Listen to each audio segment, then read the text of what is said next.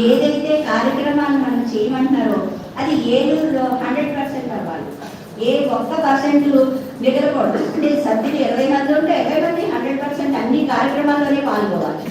అన్ని మన వంతు అంటే ఇప్పుడు కార్యక్రమాల్లో పాల్గొమంటే నేను ₹1,00,000 ఇచ్చేది కదా, మిమ్మల్ని ₹1,00,000 ఇవ్వను కాదు. నా ఎంత చెట్టుకు అంత కాదన్నట్టు మీరు ₹10 ఇచ్చినా ఆశ్రమం దేనికో దానికి ఉపయోగపడుతుంది. ఒక ₹10 అని అనుకుంటున్నాం మనం, కానీ ఆ ₹10 100 మంది కలిస్తే ₹1,000 అవుతాయండి.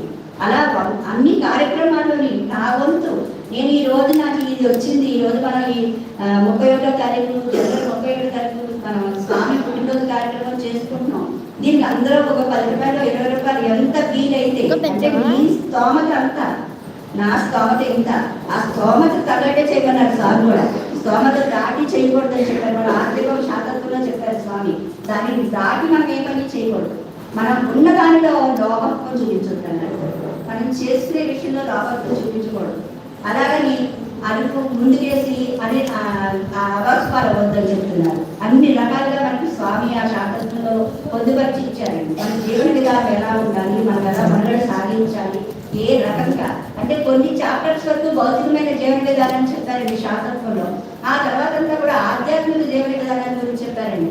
మనం గమనించుకుంటే ఒకసారి శాస్త్రంతో గుర్తిస్తూ గమనించుకుంటే మనకు కావాల్సింది ఏదైతే ఉందో ముందు స్టార్టింగ్ అప్పటి నుంచి తల్లిదండ్రుల దగ్గర నుంచి అన్ని రకాలుగా మనం చెప్పింది ఏ వరకు ఎంత వరకు నువ్వు భౌతిక జీవన విధానంలో ఆదర్శంగా ఉన్నావు, భర్తగా ఒక భార్యగా ఎలా ఉన్నావు, భార్యగా ఒక భర్తగా ఎలా ఉన్నావు, తండ్రిగా ఎలా ఉన్నావు, తల్లిగా ఎలా ఉన్నావు, అలా అన్ని విషయాలు కూడా మనకి కూలంకషంగా చెప్పారండి.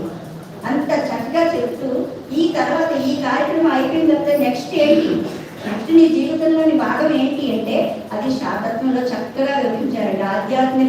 ఆధ్యాత్మిక తత్వాన్ని తెలుసుకొని నీవనే విషయం ఎలా ఉంది, ఎలా నువ్వు ప్రయాణం చేయాలి, ఏం తెలుసుకోవాలి, ధ్యానం ఎలా చేయాలి, ఆసనం ఎలా కూర్చోవాలి, నీ అంతఃశౌచాన్ని ఎలా నువ్వు శుభ్రపరచుకోవాలి, బాహ్య శౌచంతో ఎలా ఉండాలి, అన్ని రకాలు కూడా స్వామి చక్కగా వివరించి చెప్పారు ఈ శాతత్వం పుస్తకంలో. మనకి అంత వివరించి మన అన్ని కార్యక్రమాలను కూడా నేను చెయ్యలేను అనేది ఏది లేదు, చెయ్యలేను అనేది ఏది లేదండి. ఎందుకంటే అంత దూరం నుంచి ఆవిడ ప్రయాణం చేసుకొస్తున్నారు, అంత దూరం నుంచి ఆయన ప్రయాణం చేసుకొస్తున్నారు.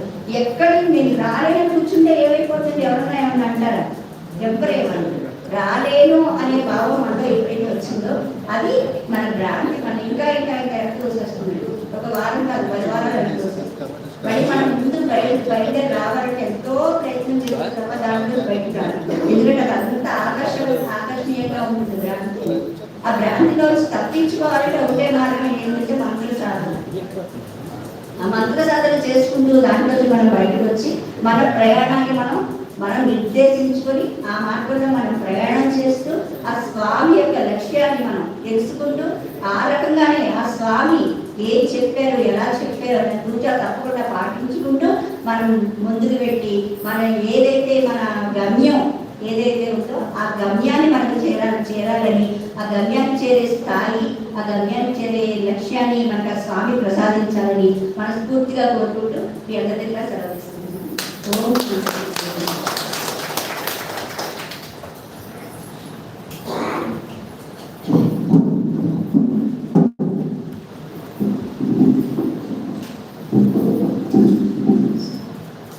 శ్రీ ధన్యలక్ష్మి గారి కుమార్తె మాధవలత గారు స్వామి యొక్క విషయాలు, ఆధ్యాత్మిక తత్వం ఏ విధంగా గ్రహించాలి, త్రైచారణ నిత్యం కూడా మనం ఆచరించాలి అని ప్రతి విషయాన్ని కూడా చాలా చక్కగా వివరించారు. మరి అందరూ కూడా పాటిస్తున్నామా ఇవన్నీ అంటే పాటిస్తున్నారు. అందరూ కూడా టీవీ బాగా చూస్తున్నారు, వాటిని బట్టి మనం టైం కేటాయిస్తున్నాం. కానీ స్వామి యొక్క విషయానికి కొంచెం టైం కేటాయించాలి. మొట్టమొదటిగా దిగంగానే స్వామి యొక్క మహామంత్రాన్ని ధ్యానం చేసుకుంటాం, అదేవిధంగా స్వామి యొక్క గ్రంథాలు చదువుకుంటాం. మనం పని చేసేటప్పుడు సాధన చేయొచ్చు. మనం ఏ విధంగా చేస్తాం, చేతులు పనులు చేస్తూ ఉంటాయి, లోన మనసు ఖాళీగానే ఉంటుంది. ఖాళీగా ఉన్న మనసుకి స్వామి యొక్క కీర్తన కానీ, స్వామి యొక్క మహామంత్రం కానీ, స్వామి యొక్క విషయాలు కానీ దానికి ఇచ్చినట్లయితే అది దానిపైన అది చేసుకుంటుంది. అది నిరంతరం కూడా మనకి సాధనగా ఉపయోగపడుతుంది. అప్పుడు మనం ధ్యానంలో కూర్చున్నప్పుడు మనకి లక్ష్యం ఏర్పడుతుంది. లక్ష్యం ఏర్పడ్డాక అప్పుడు స్వామి యొక్క తత్వాన్ని, అబోధమైనటువంటి విషయాలు గ్రహించే తత్వాన్ని మనం గ్రహించే అవకాశం